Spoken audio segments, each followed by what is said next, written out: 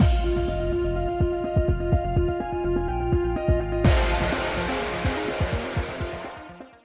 guys, it's Spacey Sims, and we are back with more Illusions of Itehari. And I'm sorry, Bird, I'm adjusting my shirt. I'm sorry. Did you wanna snuggle? Okay, all right. I only have one hand now. Bird insists. I was moving my hand. He was like, "Boing," and I was like, "Oh, okay. No, we're snuggling. No, we're okay. I'm gonna have to hold my hand like this, so I only have my left hand now. Great, fun times. Anyway." We're in the abyss. Now finally moving after arguing over if I'm pretty or not, because Tabari didn't want to admit that, like, yes, I am. Oh my god. He didn't say we were, but you know he's thinking it. Whatever. I think he's pretty. Whatever. We continue down the dim alleys with Tobari in the lead, with the occasional snappy remark being tossed every so often. That was one sentence, but whatever. I read it like two. I detected a hint of movement along the walls. I strained my eyes for a better look and saw that someone was crouching on the ground. Are they okay? I was about to run over before Tobari grabbed my arm to stop me. Look closely. Huh? Oh! Thanks to Tobari, I realized what exactly I was looking at. In the darkness of the abyss lay numerous silhouettes of people. I couldn't tell whether they were alive or not. I mean, I'm sure you've never seen anything like this before. This is completely normal down here. He's so close to me. Look at his beautiful fucking, like, electric green eyes. Like, they're like that spring green color, but like, lime slash spring green. Like, damn. These people don't have anything to wear or eat, and no homes to return to. There are many others just like them. I recalled something from my history books. I read that there were many on the surface who suffered from the cold climate and food shortages. The residents of the Abyss are experiencing something similar. They were in a completely different environment from the prosperous Itehari. If we were to talk to each and every one of them, our 3-day time limit would go by just like that. And there are thieves hiding among them, so be careful and don't get too close. This is like a completely different world from Itehari. Well, I guess it's inevitable that it became this way, considering the environment. Yeah, see, notice though, I mean, it's just because of Yashiro. It has nothing to do with what he just said.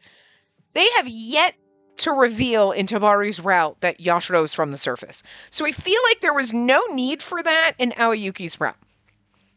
Because, like, when you guys pointed that out too, that it's like spoil for the game. Yeah, I kind of feel like I agree. Because they haven't explained it still. They still have never mentioned it. It's like Yashiro's just some guy who forgot some shit, and you're like, all right, and we don't worry about that. Don't worry about it. It's not our problem right now. So I feel like they should never have brought it up in Aoyuki's route. Because Tobari and Aoyuki are the only two you can do it first. So if you did this one and then you did Aoyuki's, still, don't spoil Yashiro's scene. I don't feel like there was a need for it. There was nothing in that route where you needed to explain that. You know what I mean? And it kind of is like, you just... Is it a spoiler? Yeah, kinda. Like, is it going to ruin his route? No, but like, I don't feel like there was a need to tell us. It wasn't pertinent to the routes. It's not pertinent to Tobari's route to know. You know what I mean? So, like, they should have just left it alone. You know? Even if they wanted to be like, okay, we want to make him seem a little suspicious, so you should have been like, you're hiding something. And you'd be like, what? And then you're like, what is he hiding? Oh, we'll figure that out in his route. You know what I mean? Like, they didn't have to tell you. I just feel like they shouldn't have told you because, again, they're not telling you here and there's no need. There's, you know? So, like, I don't know. Anyway, total random side thought, but it's just because Yashiro popped up, so. More importantly, what are you letting go of her? Oh.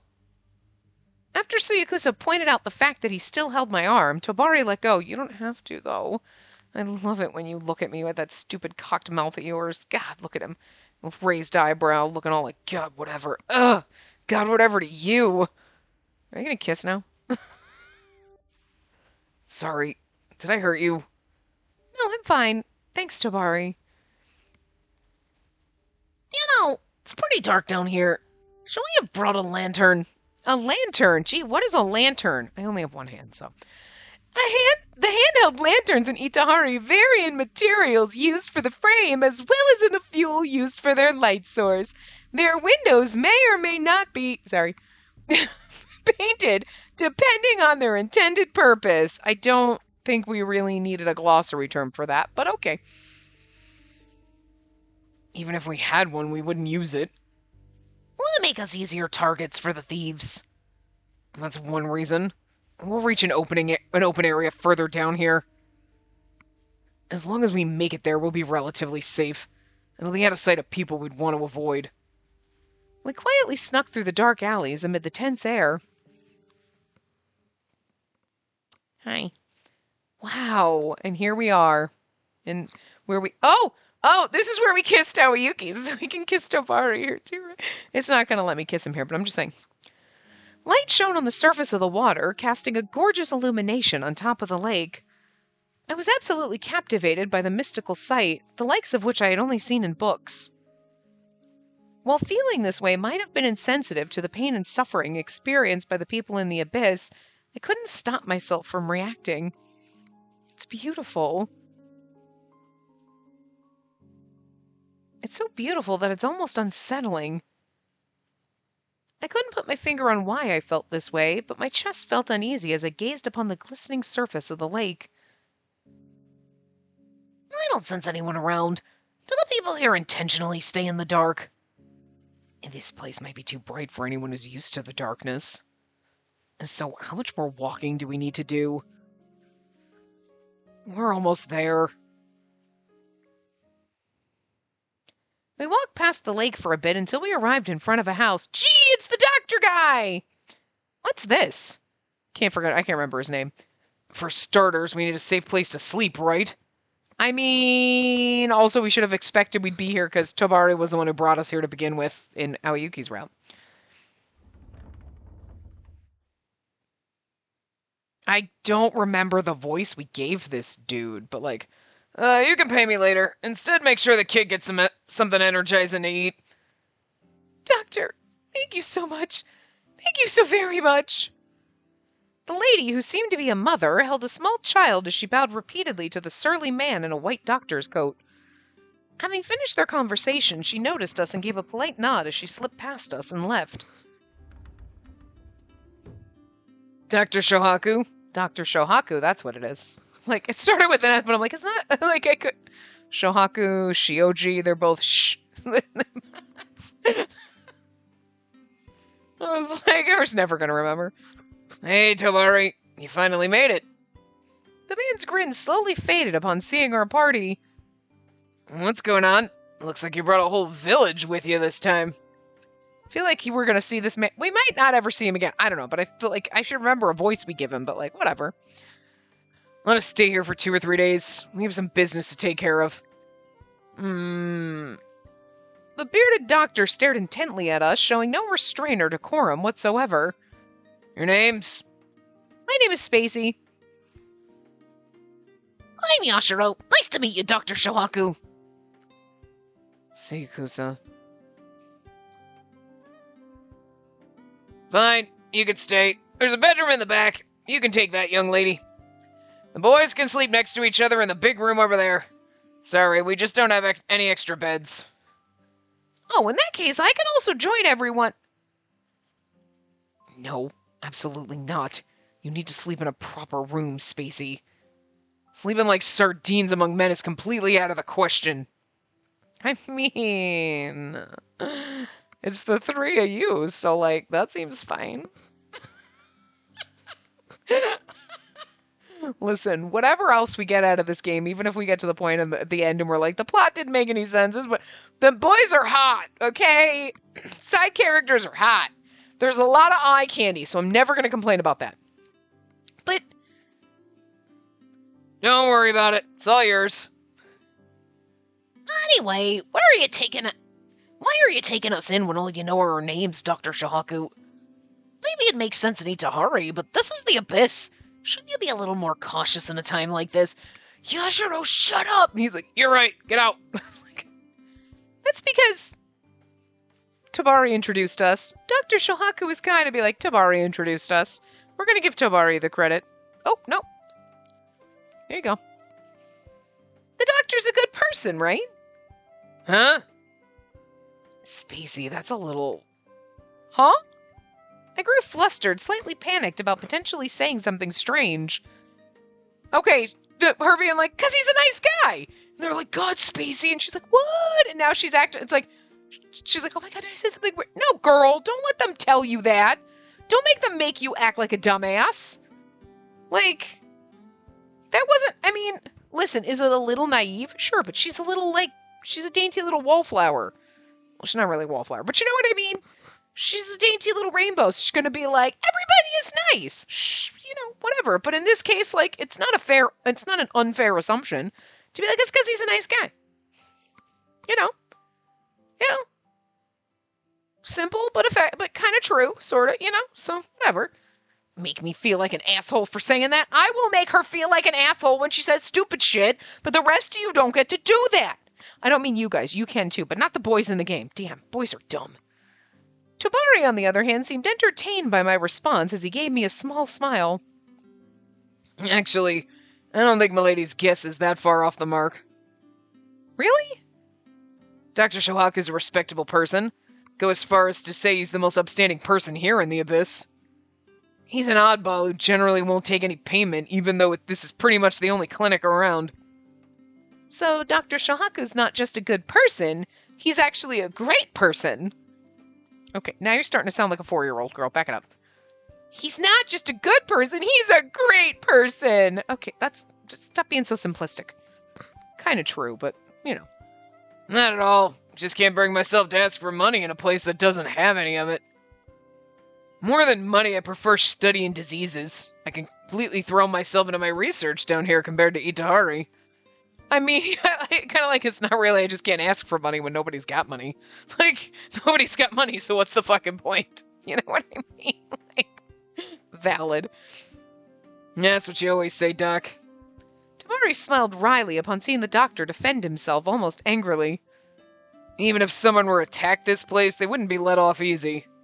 Dr. Shohaku's kind of a lifeline for the people down here in the Abyss. Well, I guess it's a little hard for you guys to fully grasp the concept, seeing that you're all from Itehari. We haven't mentioned anything about where we came from. He's like, you don't look haggard and like you're afraid of, like, sun. My shock must have been all over my face as Dr. Shohaku looked over at me and laughed. It's clear as day. Your clothes, hair, and even the luster of your skin's completely different from what you typically see here in the Abyss. Especially you, young lady, because you're a noble. This is why this man is a witch! That's why he's here! I can't say burn him, because, you know, Ugetsu was doing that in Aoyuki's route, so it's a little too close to home right now in this game. And Tabari lights buildings on fire, so let's not talk about it. Despite my looks, I actually used to live in the castle district. In other words, Dr. Shohaku, you used to be a noble. Sure was. I worked as a doctor, but the Ryue was awfully nitpicky about my treatment methods. They said I was making a mess of the city's order and whatnot, then spirited me away. Interesting. Because we never got any information about how he ended up here. So this is interesting. He was making a mess of the city's order and whatnot. So were you doing weird fucking experiments where you were like trying to sew extra arms onto people? And you're like, dude, what the fuck? Or were you like trying to cure disease and they're like, you just don't cure cancer. That's the great Taiju's domain. Those people should pray for it. God! You know what I mean? Like weird religious culty people. You know what I mean? Like, where's the line? Like, what side of the line are you on? Because, like, if you were doing weird human experimentation, you might deserve to be here. But if you were just trying to save people and that was spitting in the eyes of an imaginary god, like, what the fuck? I'm leaning more toward this latter, because we know how Itehari is a fucking cult, okay? So, doctors who were also nobility were rare. So rare that I could almost pinpoint which noble house he might have come from. Have you been living here long, Shohaku? Spent about half my life here. As the doctor spoke of the particulars regarding his arrival here, I noticed that for some reason he seemed almost enthusiastic about it. Well, anyway, I've known Tobari since he was a snot-nosed brat. If he's the one asking, taking a few guests in is no big deal. You've known each other for that long? I've known him since he was a snot-nosed brat. What, like last week? Would have figured you'd known each other longer. I'm just kidding. Oh, Tobari Bird! No, I love you, sweetie. Don't hear me. I was just waiting for someone to make a snotty comment about it, because it's like, he's still kind of a snot-nosed brat. Like, he's still a bit of a brat. Like, I don't know if he ever grew out of it. We proceeded to discuss our plans in a private room so as not to disturb Dr. Shohaku as he examined more patients. Dr. Shohaku could tell right away that I was a noble. I probably should have been more careful. I'm sorry about that. Don't sweat it. Changing your clothes just isn't enough to fully disguise your status. It was inevitable no matter how you changed your appearance. What if us being outsiders is that obvious? Then don't we stand out too much? We'll probably catch the attention of some thieves, but other than that, there shouldn't be anyone who'll stick their noses into our business. Most people who make their way down here do so for specific reasons, and it'd be dumb to poke the taiju, right? The Great Taiju, huh? Everyone believes that Itehari is sin-free because of the Great Taiju's protection, right? In that case, I wonder how the residents of the Abyss see him. Who knows? Itehari may have social inequality, but everyone can at least put food on the table. So in regards to the Taiju's rule, most people probably aren't dissatisfied to the point that they'd want to reform the entire system, right? That sounds about right. Otherwise the Shiranui would be praised to high heaven and put on a pedestal. Despite Suyakusa's scathing analysis, Tobari continued speaking without any hint of emotion. It's only natural for those who have the least to be the only ones who are unhappy. I mean, yeah, because if you have abundance and everything you could want, why are... Well, I'm just unhappy because I don't have enough... You're not as unhappy as the people who were starving to death. You know? And Itehari, the only ones who are willing to oppose the Taiju, despite knowing they'll be sent to the Abyss when caught, are us Shiranui. Oh, I see. In terms of anti-Taiju sentiment, the Shiranui was the only group with that ideology. However, that means that the person behind the larger fires might be here in the Abyss? It's not out of the question. The people of the Abyss more or less admire Itehari, but at the same time, there's definitely some envy mixed in there too. And resentment and anger and hatred, I would think. It's not just envy. It's not, man, I envy those people. It's like, fuck those guys! What makes them better than me? Because my great-great-great-great-grandpa committed a crime? He stole a loaf of bread, for fuck's sake! That dude murdered someone! The fuck? So, like, stealing a loaf of bread 32 generations ago means I'm just as trash as that murderer? Fuck you. You know what I mean? So, like, yeah, no, I could see lighting some buildings on fire in that case. I agree. Yeah, I'm here. I get it. You could probably count the number of people who enjoy living here, like Dr. Shohaku on one hand. I'm pretty sure that's the one person.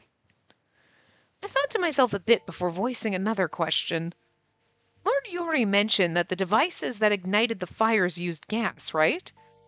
Is it easy to find gas down here? Yeah, depends on where you are, but there are a bunch of things that spew out throughout the cracks here and there. Hot steam, sewage, poison, materials that'll explode when it gets close to fire. In other words, gas. I see. So that's why everyone avoids fire. Makes sense we can't use lanterns down here. But why gas? Is it commonly used here in the Abyss?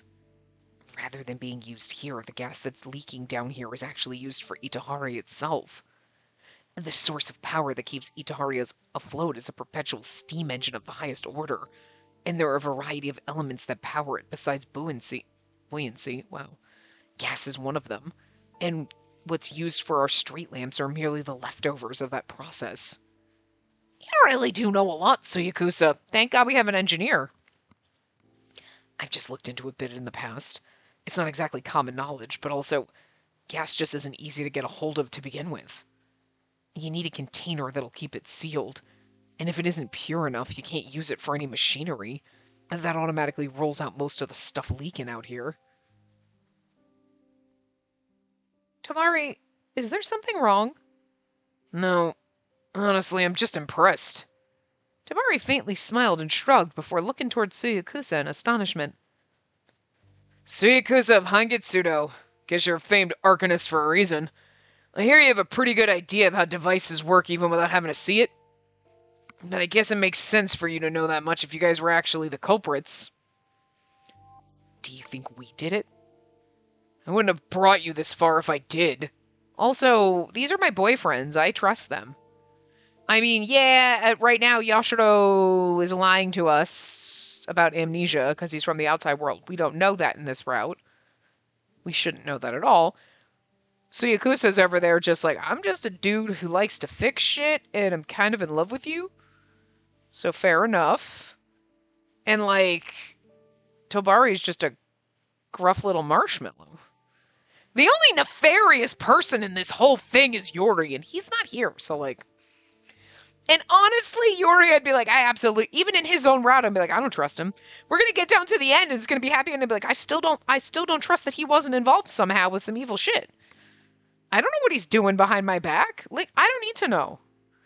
I'm gonna marry the man, we're gonna have a... It's fine, he comes home, I don't know what he's doing out there in his day job, it's none of my damn business. Okay? You know, the less I know, the better. Because you know what? When the Kurozuro comes knocking on my door, I'm going to be like, what do you mean my husband was murdering people? I had no idea. He's always seemed like such a cinnamon bun to me. I'm not going to pretend. I'm not going to be like, yeah, no, he's a hot dumpster fire. Makes sense. Actually, I might be like, I mean, it makes sense. He's a dumpster fire. But like, he never told me about anything he was doing. I was like, you keep your work out the front. You walk in these doors. You take your clothes off, motherfucker. Literally and figuratively, you take that uniform off, okay? That's it. So I don't know what he did in his spare time. I don't know what he was doing out there. He leaves the house, and it's like, I don't even know who he is. Just, yeah, and then, you know, when they're like, I'm pretty sure he was, yeah, probably, I don't know. Again, dumpster fire. But he's nice to look at. It's pretty. Ooh, it's pretty. You know, like when you have that little pit magic dust? If you know what the magic dust is, that sounds weird. But like my dad had it. Like we had a fireplace and he had the little, or pine cones that had the magic dust on. I don't know what, different chemicals or whatever. But it was like, but you threw it in and it'd be like, ooh, look, it makes the flames like green and blue and it makes them like fun colors and stuff like that. Because like obviously whatever like chemicals or whatever were in like the stuff, like chemistry, reactions, whatever. You know what I mean? But it's like if you used to have dust, you chuck the magic dust in there, or again, pine cones that have it sprinkled all over it or whatever. So it's like that though. That's what Yuri is. Like he has a dumpster fire, but it's one of those like, ooh, people sprinkle the magic dust, look how pretty it is. Ooh, look at the blue and the green. Ooh, a little bit of turquoise. Ooh, that one's kind of purpley. You know what I mean? That's exactly. And it looks a little sparkly, and you're like, ooh. Yeah, that's it. And you kind of just forget the dumpster is on fire. That's Yuri. Okay? And that's exactly how we're going to be in his route. I'm just going to pretend that I don't know what a trash bag he is. So, it's fine. Anyway. For what appeared to be a light conversation, I could definitely feel a hint of animosity in the air between them. Yeah, because Tobari's like, you're in love with her and I kind of want to bang her. And Suyakusa's like, you touched her and I kind of want to bang you in the face with my fist. Since both parties involved were framed, I suppose... I shouldn't try to itch my nose and, like, not look at the screen while I'm trying to read. Since both parties involved were framed, I suppose it was only a given that it'd be difficult to trust one another so quickly. I swear, I don't know what it is. Every once in a while, like, when we play this game, I just can't fucking read. Still, it's not a great thing that they can't seem to get along.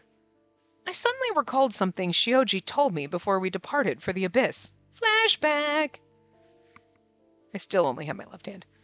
Lady Spacey. I was about to leave the Shiranui stronghold with the others before Shioji stopped me.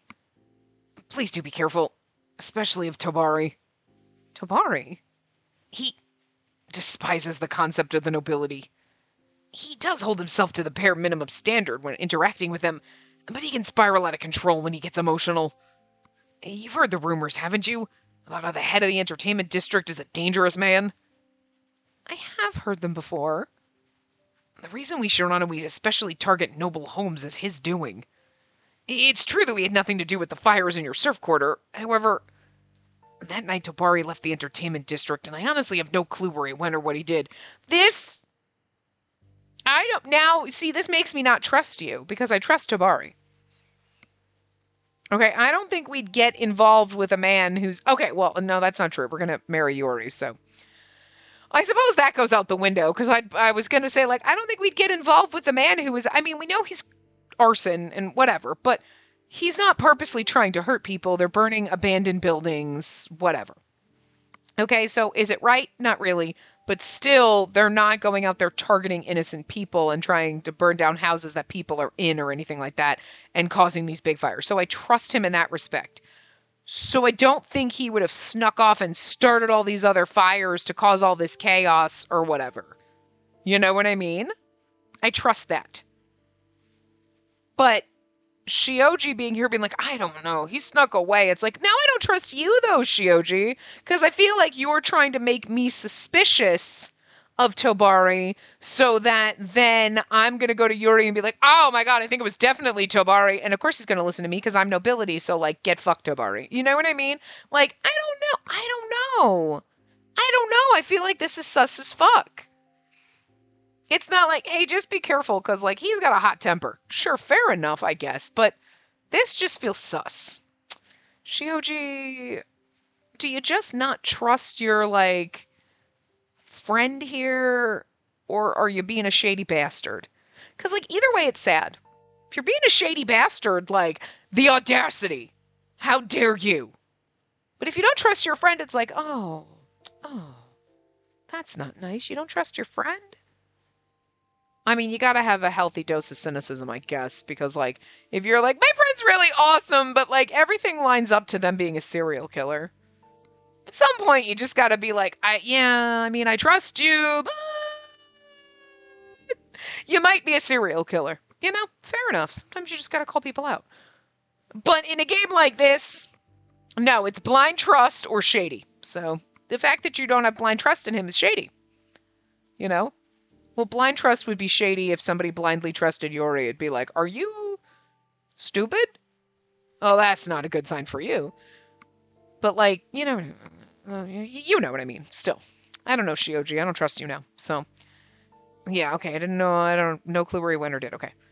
Why are you telling me this? Shouldn't you be keeping Shiranui affairs to yourselves? Well... Shioji seemed to waver on whether or not to respond and cast his eyes down, and he's gonna tell us and be like, oh, I don't know if I can tell you. Oh, I'm just worried about you. Oh. And it's like, and we're gonna be like, oh, you're nice, because she's a little naive. So, he then looked back up at me with resolve. I simply don't want you to get hurt. His kind face contorted slightly as he tried to reach for my hand. I reflexively pulled it back, to which Shioji let out a small gasp at the realization of what he just attempted. I'm so sorry. That wasn't proper of someone in my standing. I simply don't like the idea of you going to the abyss.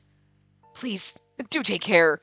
And he's acting like, oh my god, oh, I'm sorry, oh my god, oh, I'm just, oh, I care, oh no, you know what I mean? Like, he's acting all innocent and sweet. And, like, normally, face value, I probably would have believed you, but now, I don't know. I just feel like it's a little shady, Shioji. It's a little shady.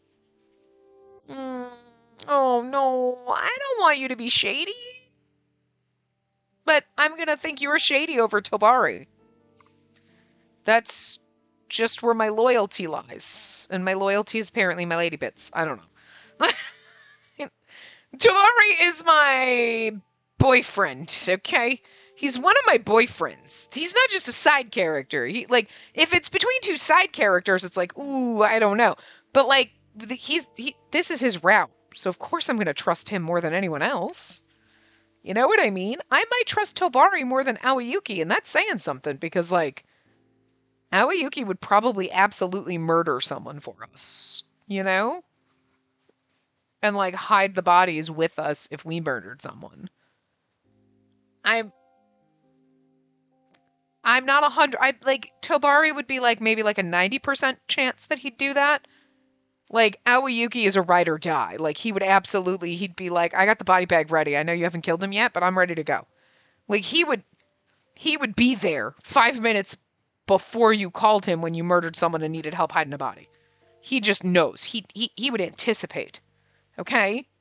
He's the one you want when you're trying to hide a body. Because he's gonna be there. Okay? Tobari may or may not pick up the phone. You know? Most likely will, but he'll be like 10 minutes late and you'll be like, I've already started hacking him to bits. The least you could have done is been on time. I told you this was going down. You know what I mean? But he'd probably still help you. Probably. You know? But I'm still going to trust Tobari's going to help me bury a body more than Shioji's going to help me bury a body. I feel like Shioji's going to be like, yeah, no, I'll be there to help you. And we'll call the cops on me. That's the way I'm feeling right now. You know what I mean?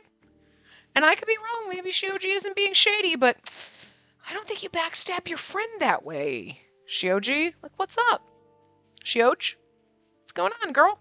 I didn't take Shioji's words entirely at face value, but at the very least, I understood that there was more to Tobari than his kindness.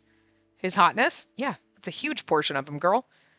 Seeing him kill the berserker and kick the man who bothered Suzune were difficult moments to forget. Oh, I mean, that man was a noble, too. Yeah, he doesn't like nobles treating people like garbage. You're not a noble that treats people like garbage. I can understand it. Like, it's like the eat the rich. Okay? Every one of them it's like, all men suck. Or this, like, you know that's not the case.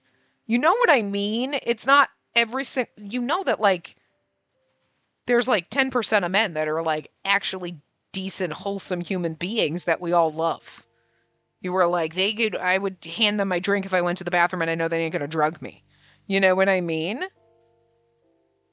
A huge portion of that are drag queens. But, like, you know what I mean? Like, yeah, you trust to take your kid. You know what I mean? And you don't think anything weird's gonna happen. You know what I mean? Like, yes. So when you're like, or, you know what I mean? You there's men that you obviously would trust inherently.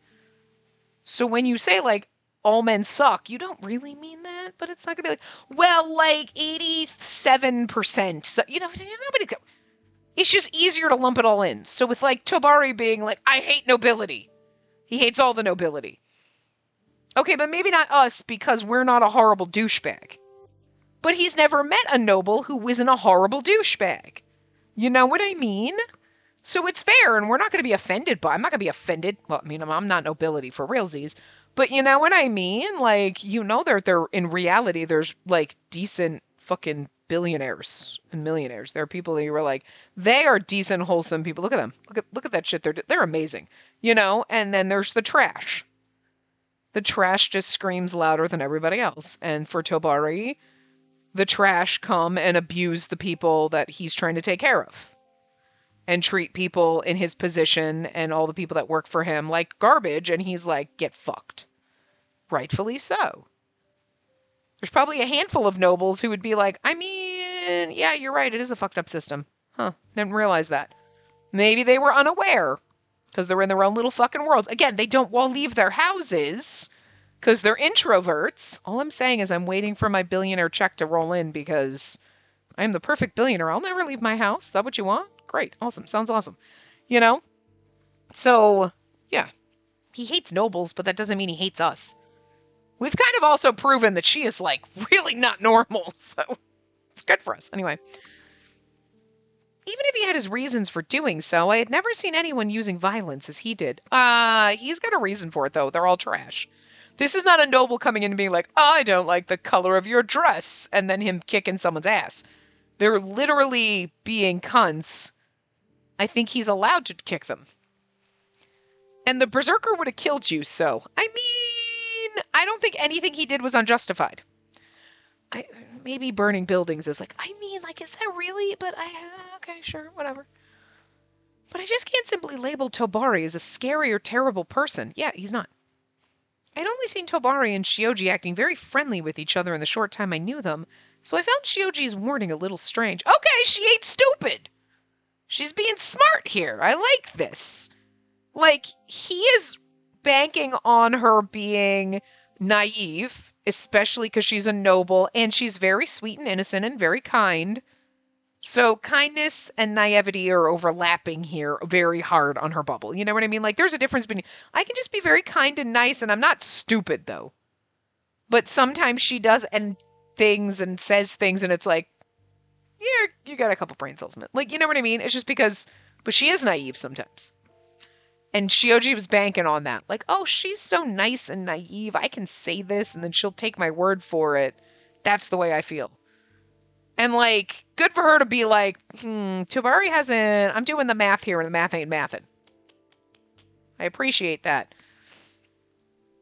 Maybe they had an argument.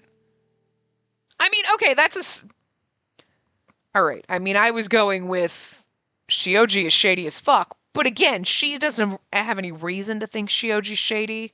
She thinks they're friends and she's like, why would he warn me? He's acting weird. They might have just fought. Which, fair enough. In her position, I could see her thinking that. Because again, she's not standing outside like us being like, I mean, who's sus? Scooby doing this, you know? You're thinking Shioji's on your side, so of course you would trust him, you know? With our investigation plans settled, we retired to our respective rooms to rest in preparation for the next day, and Shioji knows that Tobari would take the hit if he's the one doing it, you know what I mean? But it was easier said than done in such an unfamiliar place. That, combined with the fact that my mind wouldn't stop racing, made it impossible to sleep. Are you okay? He doesn't have his eyes closed, but like my hand's sitting there. First of all, my hand's basically on my boob. I'm like half groping myself at this point. And he is like laying against my thumb, but he's just the way he's laying. He's laying here, but it's like normally he just kind of puffs up and lays, but this way he's got his head, like his little chin, down on my chest, and then his whole body, but then his butt's in the air a little bit, and he's just like a board, like a little wedge. But it's just so, oh, now his eyes closed. But it's just so funny because I look down and his eyes are wide open. He's just like, just laying in the weirdest position. He just looks ridiculous. But now he is napping. Now his eyes are kind of closing. You're so funny. It's so fucking, birds are weird, man. Everybody, okay, listen. That old adage of like, cat people and dog people don't always agree, but they do agree that bird people are weird. Yes. Bird people are weird, because birds are fucking weird. And we are definitely weird. He's so weird. You're so fucking cute. I want to bite you. I'm not gonna, but he's so cute. I crept out of my room. Dr. Shohaku, who was still awake, noticed me right away and frowned. What's wrong, young lady? Well, I'm having trouble sleeping. How about stepping outside for some fresh air, then? The air here in the abyss isn't exactly pleasant, but it'll still be better than the smell of medicine and chemicals in here. Oh, would it be alright for me to walk alone? As long as you don't go too far. In that case, I think I'll do just that. Thank you, Doctor. I thanked Dr. Shohaku and stepped outside. Though outside wasn't quite accurate, instead of the sky, there was a ceiling that served as the ground below Itehari. It's hard to tell without being able to see the sky, but it should still be nighttime. What are you doing? I turned to look behind me to see Tobari leaning against the wall. He slowly straightened up and faced me. Now can we kiss? It's relatively safe around here, but... Tobari took slow, deliberate steps toward me as he spoke. If anything were to happen to you while you're out walking alone, I'm not taking responsibility. Dr. Shohaku suggested I step outside for a bit. Maybe he knew you'd be out here too. Yeah. He gave me a curt response and went silent. Dr. Shohaku's like, go out there and talk to Tobari, you two. Maybe you should kiss a little. I also found myself tongue-tied. There was so much I wanted to ask about and discuss with Tobari, and yet, could we get a CG? We're missing some, I feel like. CG? I think it's about time. We didn't get one last time. I feel like it's been forever. But again, because there was a gap of a couple days when I played, but I couldn't say a word. I have something for you. Oh? What is it? Is it a kiss? I waited in anticipation, but Tobari simply looked away awkwardly. Remember when I bumped into you in your surf quarter on the night of the fire? I do. I actually meant to stop by your place and give you this. Oh, it's the hairpin I lost. Oh, Tabari held out a familiar hair accessory. How often have you held the hair accessory and thought of me fondly as you're twirling it in your hand, sighing, oh, she's so pretty. I bet a lot. This is yours, right? I found it on the ground in the cell. Ah. Oh, that's right. I thought we lost it before then, but right, when we were in the cell, and we didn't tell Aoyuki about that. Thinking back, when we were taken to the Shiranomi's base, we were let out of the cell at some point, and... That's right. I remember now. I clapped my hands together at the realization. Tabari gave me a small smile upon seeing my reaction. Oh, look at you beaming at me. Look at the way... Oh, God, don't give me those sexy bedroom eyes. Actually, absolutely. Maybe not right here. Let's wait till we get upstairs. Back to normal. Back, not out of the... well, wait till we get out of the abyss, okay? And before I could give him a proper response to his question... Hold still. Are we getting a CG of him putting in our hair? Oh, God.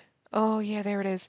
Oh, there it is. But they're showing us and blushing furiously, how I would be doing too. Look at his hand. God, your hand is huge, Tabari. Oh, I can just see your beautiful mouth. Okay, move over, move over. Tabari drew close and inserted the pin into my hair. There was no hesitation in his practiced movements. It wasn't that he was simply graceful. He seemed comfortable with touching a woman's hair. Oh, look at how beautiful this man is. This motherfucker is gorgeous. You have nice hair. I can tell you're well taken care of. The strands are thin and soft. Must be pretty difficult to work with, for God's sakes, yeah. Tabari's definitely dangerous when he's like this. These surprise attacks of his made my heart race. She's like, surprise attacks of touching my hair and telling me it's pretty. Sir. Much more so than when he commits acts of violence. Thanks, Tabari. This is actually one of my favorite pins. With how dolled up you are, you really shouldn't be running around acting like a tomboy. But I guess there's no point in telling you that. Of course you're a lady who does as she pleases, no matter what anyone says, right? Oh, 'cause you're a lady, sorry. 'Cause you're a lady who does as she pleases, no matter what anyone says, right? He gently arranged my hair as he spoke with the ease of a mature adult.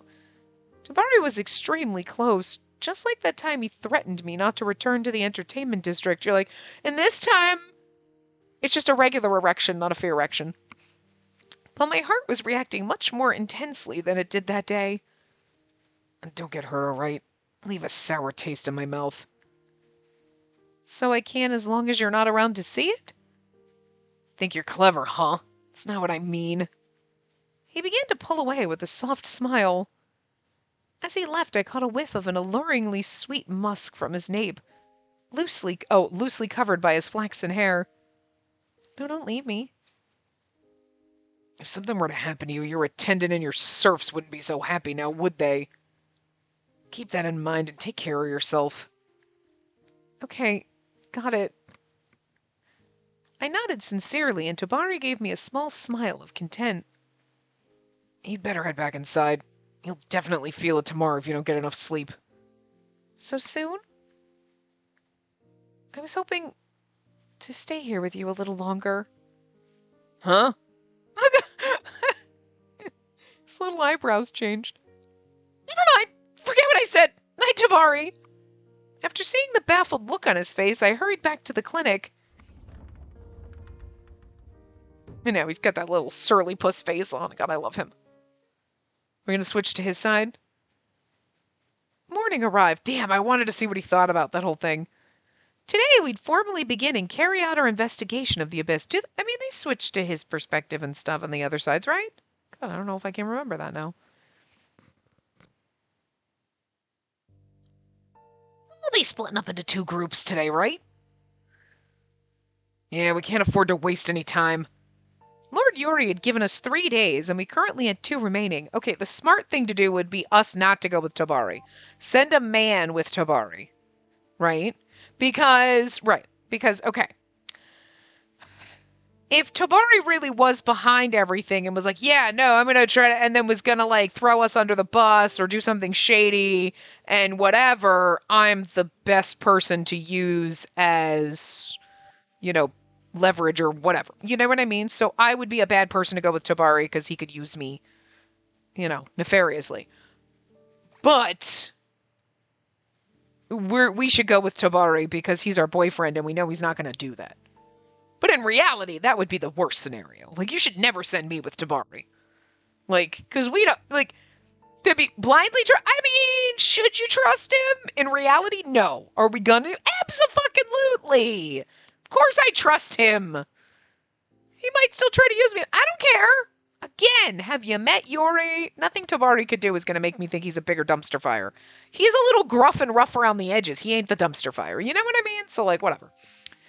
If we didn't act efficiently, our time limit would come and go with nothing to show for it. We'll focus on places with access to gas and junk shops. I heard there being a spot in the labor camp that has some highly purified gas. Getting in won't be easy, but I'm sure the culprit has the same limitations we do. Which is why we'll try to find out if anyone made contact with the guards there. So at the junk shops, we'll be asking if anyone bought materials for the device. Or more specifically, clocks. Okay, if clocks and watches are so hard to come by, why would junk shops in the Abyss have watches? You know what I mean?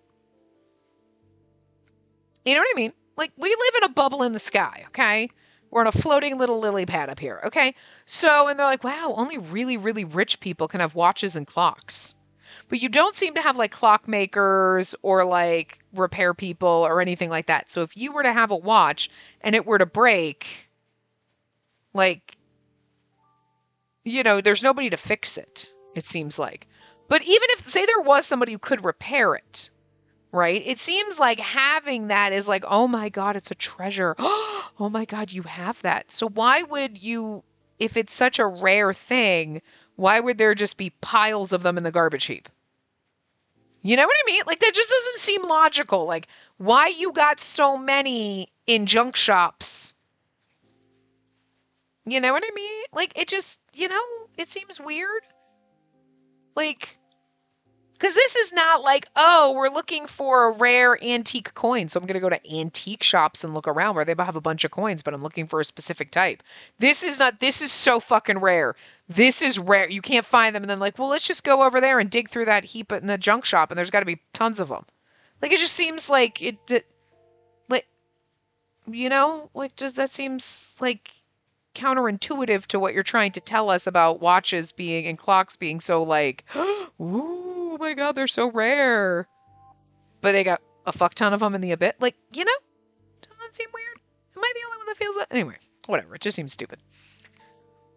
Yeah, there's a whole bunch of stuff in the junk shops down here.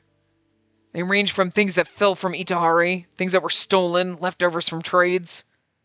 Most of them are broken and useless, but in terms of parts, they're gold mines compared to what we can get up there. Okay, I can understand, like, you could repair a watch and it was thrown away. But again, it just feels like if it's something you have and it's something so rare that you'd be like, yeah, it might not work anymore, but it was my great-great-great-great-grandfather's watch and you would keep it. Instead of being like, chuck it away. I can get because like you can't get a new one. They're so rare and so hard to come by, So like, and I get it. They had to make it something rare and hard to come by because if it was like, oh, watches are fucking everywhere. You could go anywhere and get a bunch of fucking watches. That's not... Whatever. That makes it so much harder to track. So they had to make it something special and unique and weird. So watches are hard to come by. But again, how does the Abyss have so many? Because again, it's not like, oh, we threw them, or we used to have an abundance of watches and slowly over time they broke and people just threw them away. It seems like it's something that is so rare that you would keep it even if it broke. You know what I mean? Like, even if your watch stopped working, you would keep it. Because it's something so rare, and you'd be like, yeah, that was your great-great-grandpa. It used to work one of these days. You know what I mean? Like, I don't know. Like, I just feel like these two things are totally set, and they just don't seem to overlap here. Like, I don't know. Okay, so we can ask for any defining features to help us find the person who brought the clocks and try to track him down. I doubt it'll be that easy, but in terms of finding any possible leads, those are the two best places to start. I see. I didn't know much about the geography of the abyss, but I was determined to do what I could, even if I struggled. I fired myself up as I found my resolve and saw Tobari look over at me. Since the rest of us didn't know our way around the abyss, it was guaranteed that one pair would have some degree of trouble. I'll go to the labor camp with Milady. Me? I mean, okay, that's smart. Okay, I know I just said before, but I meant in the sense of Tobari taking me because it'd be difficult if I was with Yashiro or Suyakusa because I don't know where I'm going. So if we don't know where we're going, it's a little more dangerous. Where Tobari knows where he's going, it's a little bit easier to get me in and out. So that makes a lot of logical sense. Again, in reality, do we know we can trust Tobari? Should we be going with him? Maybe not, but also this is a good reason why we should so. And we're absolutely going to trust him, plus we need to spend more time with him, so. I know the most about the Abyss, and you probably have the least to contribute, so I think it makes sense for us to pair up. You're right. In that case, we'll go to the labor camp, and Suyakusa and Yashiro can... Hold on. Suyakusa cut in between us as if to hide me behind him. I don't want to leave Spacey with you.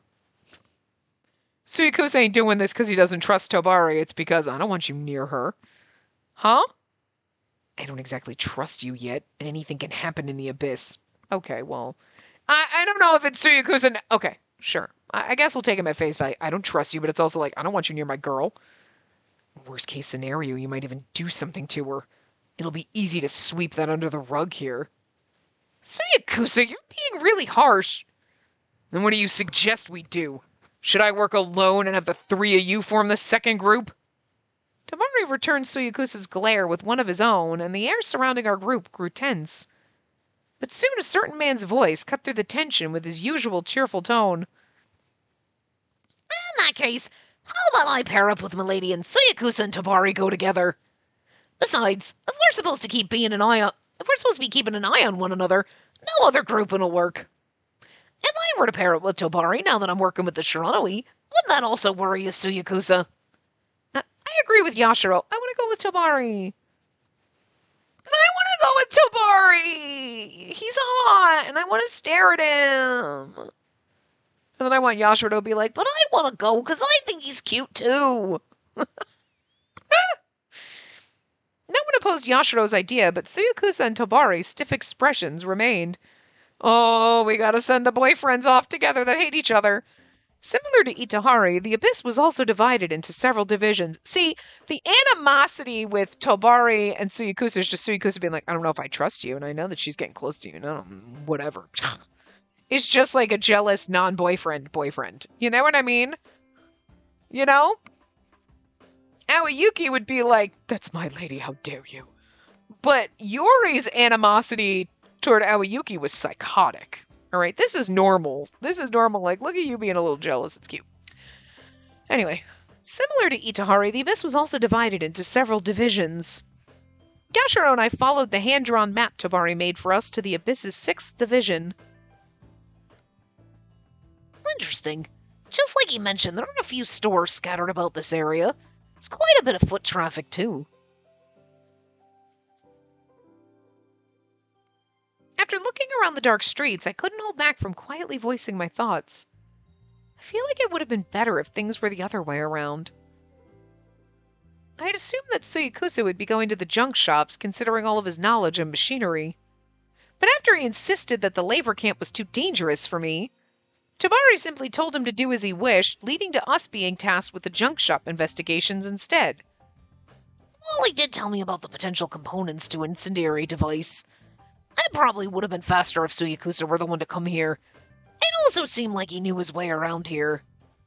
I think so too. Suyakusa had mentioned that the area around the junk shops in the 6th division was safe and that I'd be fine. This probably wasn't his first time in the Abyss. I mean, that would make sense because, you know, he's a mechanic and everything like that. So he might have, thinking that he might pop down here and frequent the junk shops looking for parts and things like that. So, yeah, it makes sense. I could see that being feasible. So again, though, his jealousy and being a crazy man is like hindering our investigation here. Anyway, let's just do what we can.